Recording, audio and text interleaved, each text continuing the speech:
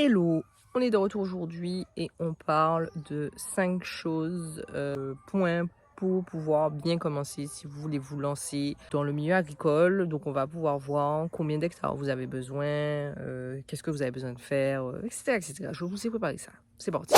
Alors, avant de savoir combien d'hectares vous avez besoin pour être rentable, voilà, on va déjà voir qu'est-ce que vous devez faire. Parce que si vous commencez de zéro, ça va vous prendre plus de temps. Parce que ça veut dire que vous n'avez fait aucun investissement pour le moment. Est-ce que vous avez un terrain? Si vous n'avez même pas de terrain, vous allez avoir des investissements à faire parce qu'il va falloir peut-être soit vous acheter un terrain, soit faire de la location, soit trouver quelqu'un qui est gentil, voilà, et qui va vous donner un petit morceau de terrain pour que vous puissiez exploiter. Donc déjà, il va falloir mettre à plat tout ça.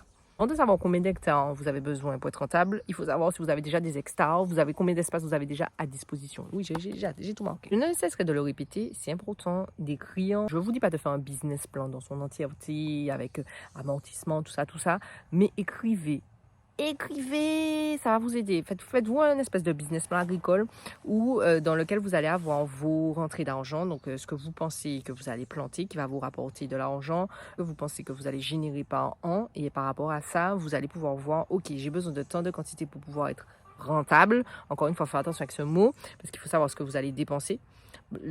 Regardez votre style de vie, mais comment? Regardez au niveau du style de vie que vous avez, parce que rentable, en fait, c'est par rapport au coût que vous allez générer. Il faut que ce que vous vendiez ou ce que vous vendiez soit plus élevé si vous voulez faire du bénéfice, mais arrive au même niveau que ce que vous sortez.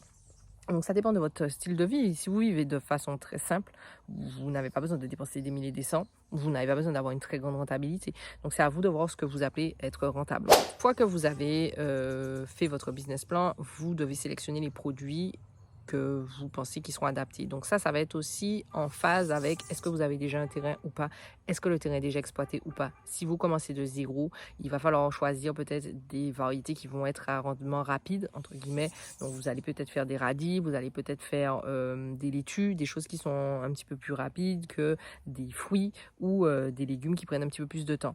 Par exemple, vous pouvez aussi partir sur une option de produits qui sont dits rares ou alors de haute valeur sur le marché comme de la vanille ou du café ou bien même du cacao, mais ces produits sont voilà, des produits très lents. Ça prend beaucoup de temps.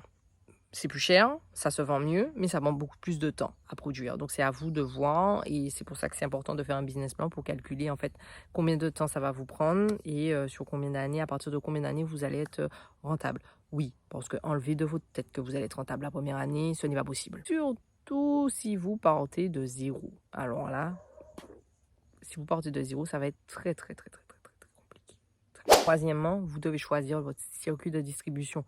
Est-ce que vous passez par le mode en ligne? Est-ce que vous passez par l'expédition? Est-ce que vous passez par le circuit court? Est-ce que vous passez par les marchés?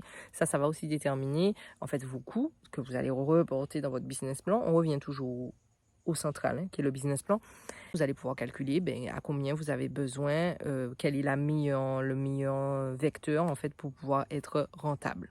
Quatrièmement, vous arrivez donc au choix de la superficie par rapport à tous vos calculs. Là, vous allez être capable de vous dire, ok, j'ai pas besoin de plus d'1 hectare, peut-être 200 mètres carrés me suffisent pour faire ce dont j'ai besoin de faire. Si vous faites de l'agroforesterie ou si vous faites de la permaculture ou peu importe en fait. Donc ça, c'est à vous de voir. Comme je vous dis, je ne peux pas vous dire, vous avez besoin d'1 hectare pour être rentable. Ce n'est pas vrai. Il y a des personnes qui arrivent à générer énormément d'argent sans forcément passer par directement les fruits et les légumes. Je vous rappelle aussi, vous ne serez pas rentable tout de suite.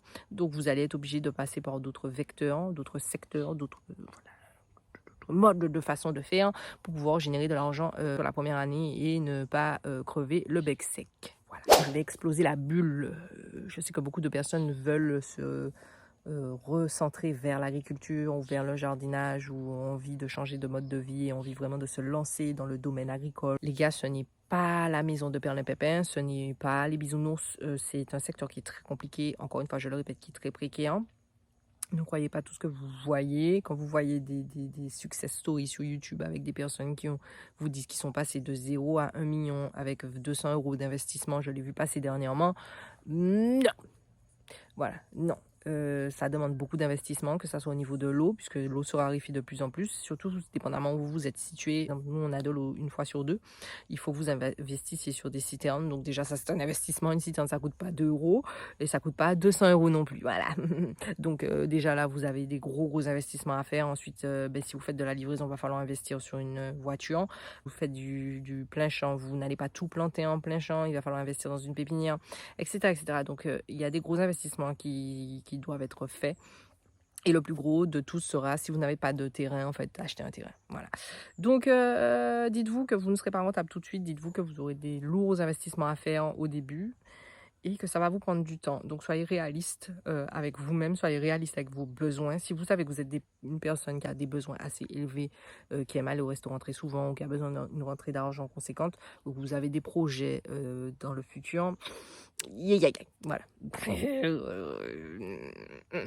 À part si vous passez par des chemins différents ou même à ça, hein, je peux vous dire, vous allez sur YouTube ou vous faites des e-books ou autres, mais même à ça, c'est éreintant, c'est épuisant. Voilà, donc s'il faut que vous soyez prêt à cravacher 4 fois plus que ce que vous cravachez quand vous êtes salarié dans une entreprise de base, en fait, voilà. Donc, soyez clair avec vous-même et mettez dans votre tête que vous ne serez pas rentable la première année. Sur l'agriculture, ça n'existe pas. Comme je vous ai dit, la nature va à son rythme et ça peut prendre jusqu'à 6 mois avant que vous sortiez vos premiers légumes.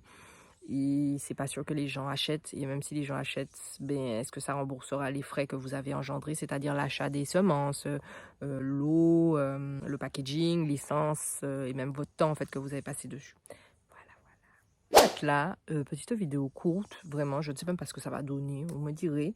Laissez-moi savoir si ça a répondu à votre question. Voilà, au synthétise, vous n'avez pas besoin d'un hectare pour être rentable. C'est vous qui voyez combien vous avez besoin. Il y a des gens qui sont rentables, comme je vous ai dit, avec 200 mètres carrés parce qu'ils font de la vanille sur 200 mètres carrés. Voilà, et des vanilles très rares ou alors des espèces très rares ou des fleurs comestibles où ils font en étage, peu importe. La marijuana, voilà. J'ai rien dit. Mais en tout cas, ça dépend ce que vous faites. Voilà. Comme d'habitude, si cette vidéo vous a été utile, un petit pouce, un petit partage. Vous savez déjà, un petit commentaire. Et puis on se retrouve la prochaine fois pour une nouvelle vidéo. Bye bye.